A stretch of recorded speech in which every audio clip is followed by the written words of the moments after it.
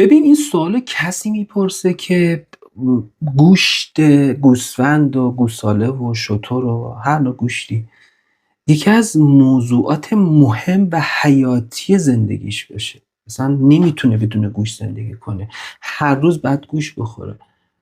آیا شما اینجوری هستی؟ خب اگه اینجوری هستی خب به مشکل میخوری، وگرنه اگه شما یه آدم معمولی هستی مثلا گوشتم دوست داری، خب اون وجتریان، اون نمیخوره، خب باشه، آسمون که به زمین نمیاد، مشکلی نداره.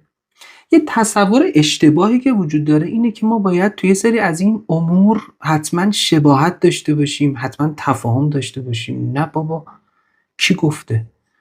آدم‌ها خیلی میتونن با تفاوت‌های مختلف با هم زندگی کنن. آن چیزی که مهمه و تعیین کننده است انعطاف پذیریه، چیزی که من بارها قبلا در موردش صحبت کردم. انعطاف پذیری مهمه در من و